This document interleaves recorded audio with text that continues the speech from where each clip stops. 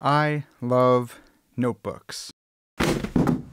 Welcome to ParkNotes. I'm Parker Settecase. I'm a philosopher and theologian, and I spend most of my time either writing in notebooks or thinking about notebook methods so I can make videos here on YouTube about notebooks. This is a channel where I help you study, think, and read more deeply. And because I'm such a proponent of analog, physical paper notebooks, people often ask me in the comment section, what do you think about digital note-taking? Whether that's on your phone, in a notes app, or on your laptop or your computer, or on some kind of tablet, maybe even a tablet dedicated to taking notes. Well, I've tried all three. I've been taking notes in my phone. This is a Samsung Galaxy Note. I've had a Note for a long time, and I got it because it's got this nice little stylus, and I thought it would promote taking notes. I thought it'd be helpful for me, but it wasn't. I also tried typing up notes in 2 of my 3 master's degrees, and in the 3rd degree, I used only handwritten notes, and I much prefer the handwritten notes. And then I even tried taking digital notes with a stylus on a tablet, but I keep coming back to the physical notebook. So in this video, I just want to cover some practical and philosophical reasons for why I continue to use paper notebooks instead of the various digital methods for taking notes that are available today. This video is sponsored by Brilliant, but more on that later. Let's jump right in with some practical reasons why I choose a paper notebook. And let me just say, these are my reasons. They don't have to be yours. If you like digital note-taking apps and stuff like that,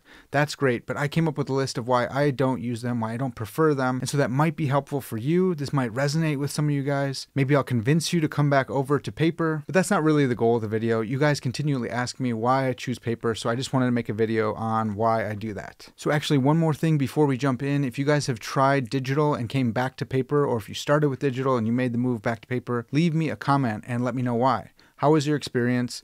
Why did you choose to go back to paper or to start with paper when you were using digital? And vice versa. If you started with paper, but now you use digital and you like it way more, please let me know. I'm still growing, I'm still learning, and I'm sure more people in the comments will appreciate hearing your experience. So here we go, reason number 1. There's a low bar of entry for using a physical notebook. All you need to do is buy a notebook and you can start using it to take notes or use it as a commonplace book or a zibaldone, as a journal or a diary, as a catch-all, as your course notes compendium. Whatever you're using it for, you can just grab a notebook and start using it. Now I've noticed with a lot of digital systems, there's a high bar for entry. You have to figure out some new system, you have to download it, you have to pay a monthly fee. They're not always the easiest things to use. Now that doesn't go for all of them, but I'm just saying a paper notebook is super easy. You just buy it and you have a pen and you start using it. So it's a low bar for entry, it's easy to use. The next practical reason is just security. Now if I lose my notebook and someone else finds it, or if someone steals my notebook, then sure, they can see everything I have in there. But I'm not worried about cyber threats with my physical notebooks. No one's gonna hack this from afar. You have to get in contact, or you have to get close to me and my physical notebook in order to jack all the thoughts in here. I am a little bit worried about the digital version though. I would be a little bit more worried with data hacks on a digital version. Now still, they'd have to cipher through a lot of your notes, and maybe that information isn't valuable or worth it to them. But with the rate of progress in deep learning and large language models, maybe they don't even have to do that. Maybe they can just utilize an AI to rifle through all your notes to find pertinent information. Whatever the case, I don't have to worry about that as much. Security is not as big a problem with a physical notebook as it would be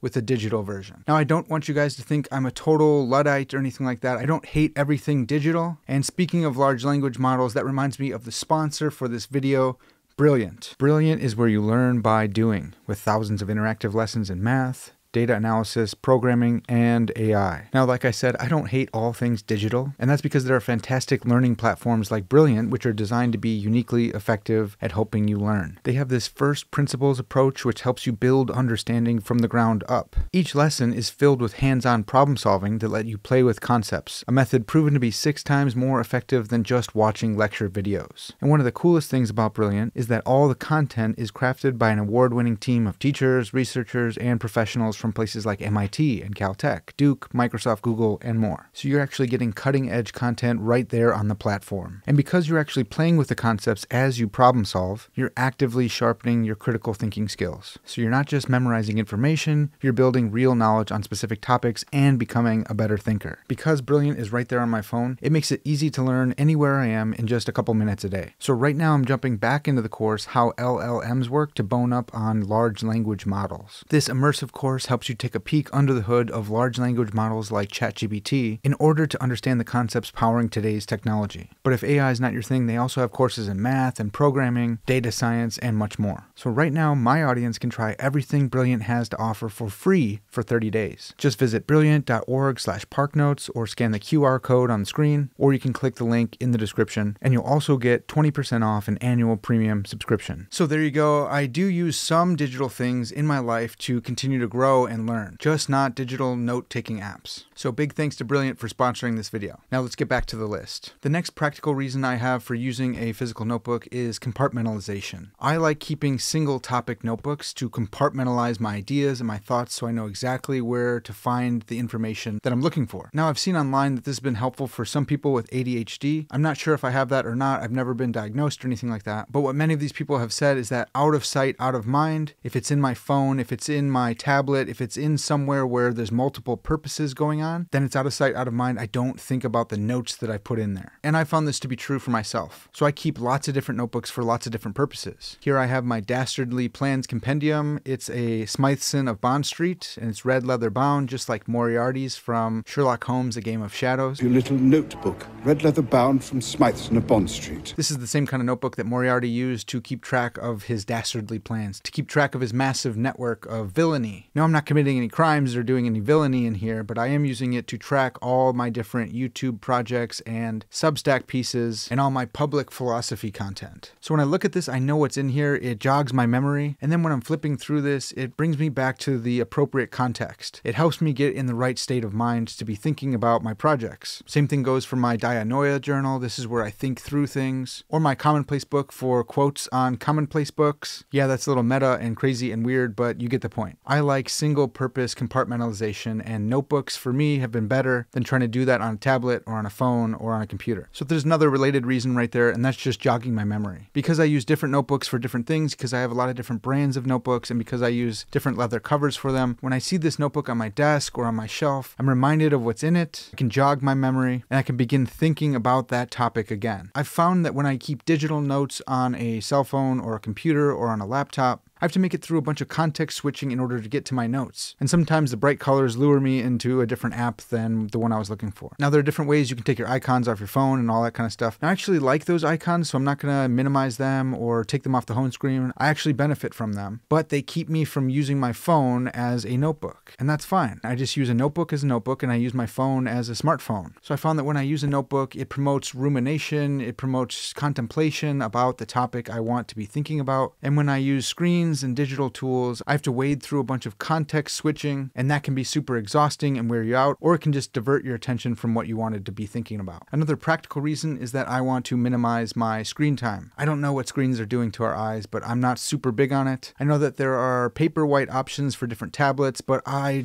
just like the paper. I don't have to worry about what paper's doing to my eyes because paper's not a screen. Another really practical reason is just durability. A hardcover notebook is really durable. Keeping a big tablet to function as multiple notebooks is not as durable. That's super duper practical. I don't have to worry about cracking a screen here. It's just a paper notebook. Another practical reason is that the codex format of modern notebooks, that is that they open in the middle, it's a codex, that really helps me remember stuff. I don't know why this is. Maybe some of you are like me. Let me know in the comments if you are. But I can remember what side of the page I wrote a note on. And not only can I remember which side of the page, but usually I can remember where on the page I actually wrote that note. So I'm pretty good about remembering where my notes are, but if I can't remember the exact page number or the section, I can usually remember, oh yeah, I wrote that in the top right-hand corner. So I can thumb through my notebook and I can find that note really easily. Now, the same has not been true for me when it comes to digital books and digital notebooks. I don't really know how to explain this. Maybe it's just the flipping or something like that. Maybe the tactile nature of a physical notebook does something, but when I'm taking notes on a screen, I don't have that flip. I don't know which side of the page I wrote on. It's harder for me to remember where that note was and what that note looks like. I found this to be true when it comes to taking marginal notes, marginalia, in physical books versus on my Kindle. It's the same thing. I can usually remember which side of the page I took that marginal note, but I can't do that when it comes to writing on my Kindle. There is some psychological technological research that suggests that taking notes by hand is better than taking notes digitally. Some of that research is presented in this paper called "The Pen is Mightier Than the Keyboard: Advantages of Longhand over Laptop Note-Taking." Now, the study was done on college students. They had one group taking notes on their laptops with their keyboards, and the other group taking notes longhand with a pen and paper. They ended up finding that the students who took notes longhand with a pen did better on tests and had better recall of the information presented in class. So why was that the case? Is there something magical about writing with a pen and paper? Well, maybe, but what this study suggests is that those taking notes longhand with a pen and paper can't take notes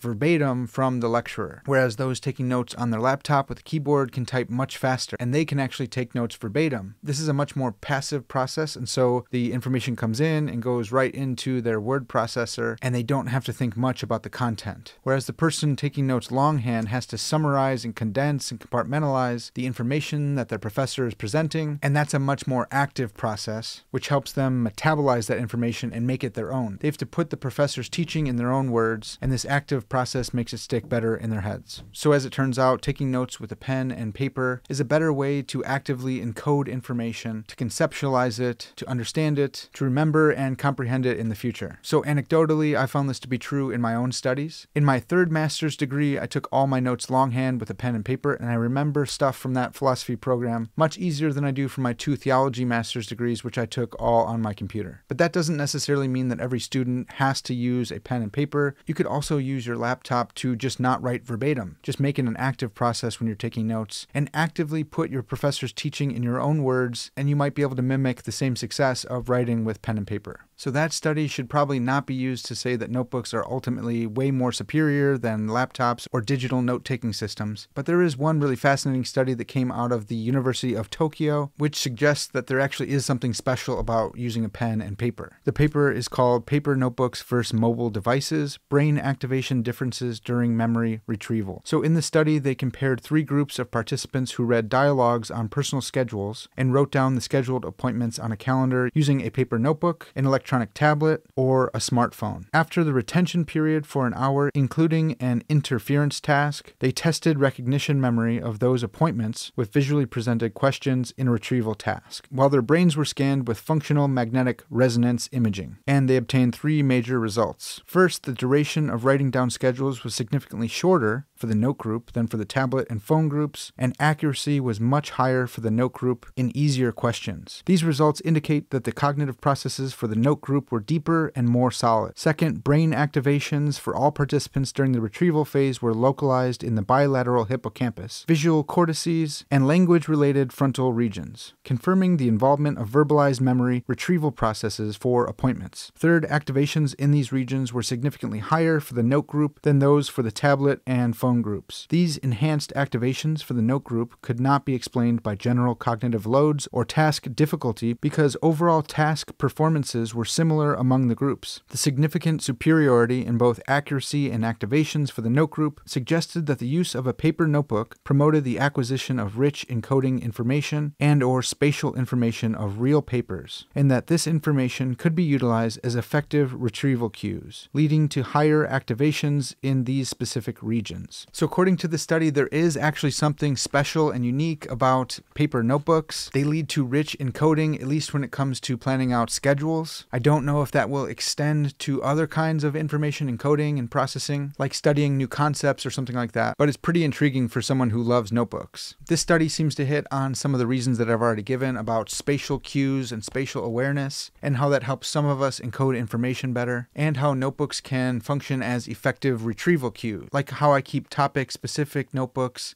and compartmentalize my information into one spot. So when I see that notebook with that cover, it instantly brings that information back to my mind. So in that paper, Paper Notebooks versus Mobile Devices, they list some other studies that point to the benefits of keeping a physical notebook versus digital methods. So I'll link that in the description, as well as The Pen is Mightier Than the Keyboard. So check those out for yourselves. I just want to resource you guys with some cool papers. Okay, so those are some of the practical reasons notebooks are really easy to use. They help me process and encode information more easily, and they help me me retrieve and contemplate and ruminate on that information more easily than the digital options available today. And there's at least some psychological research saying that a physical notebook is better than those options anyways. Okay, so I have just a few philosophical reasons for why I prefer notebooks over digital methods, and the first has to do with efficiency. People often leave me comments talking about how inefficient paper notebooks are. You can't search them, you can't do a word search and find your notes. It's much better to use a digital option so you can use word search and be efficient. But that just doesn't move me at all. And that's because the life of the mind is not wholly about efficiency. It's not about how quickly can you get to a certain fact that you've written down. I've found that for me, notebooks promote deep and thoughtful work. I want to think well, I want to think deeply. I want to be the type of person who can have long,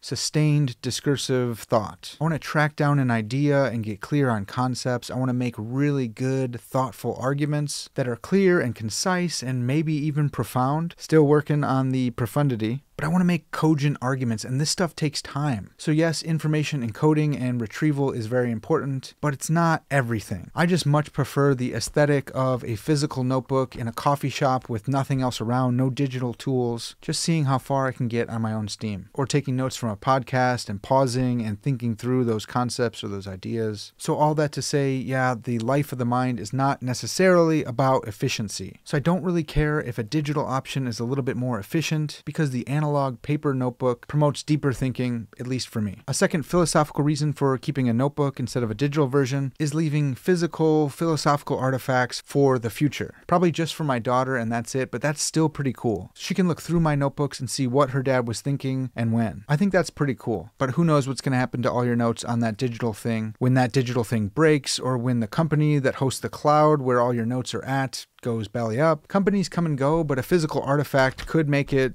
down through history. Now, maybe you don't like that fact, especially if you're keeping diaries, but you can just burn those or put it in your will to have those burned and not read or something like that. But leaving a record of your thoughts can be a really cool thing, and I want to do that. I write science fiction and fantasy short stories, and I'm about to start my first science fiction novel. I have several notebooks with all my notes on the different stories in there. If that science fiction novel takes off, that notebook might be worth something someday. Now, that's probably way too grandiose and self-congratulatory and all that stuff. I haven't even written the book yet, but just in case, that would be a really cool thing. And if it doesn't take off, that's fine. I still have all my notes. Why did I pick this character's name? Well, I wrote that down here. Where did his backstory come from? I also included that. So if nothing else, it'll help me remember my story even better. And then the third philosophical reason is just raw digital minimalism. This is an idea that was popularized by Cal Newport, and it's just a philosophy of technology use. So digital minimalism goes like this. Digital things aren't evil or necessarily bad, but I'm only going to use the new digital things that are beneficial for me. So the bigger, better, newer things have to prove themselves to me in order for me to go out and buy them and use them. This is in opposition to some kind of digital maximalism that's like, buy the new iPhone every time it comes out just because. Just because it's new, it should be better, and therefore it's valuable for me, so I'm going to buy it and use it. I think digital minimalism, even though it's kind of hard to say, is a good philosophy of technology use, and so I affirm it. And in this case, no digital option has convinced me to stop using a paper notebook and start using it instead. And so I won't. Now, that's not to say someone won't invent something in the future that'll totally blow my mind, but as of right now, I don't see it. Not to mention some of that psychological research that may indicate that paper notebooks will always have an upper hand on digital forms of information encoding. But I don't know. I'm not a prophet or a son of a prophet. I'm just a dude who loves notebooks.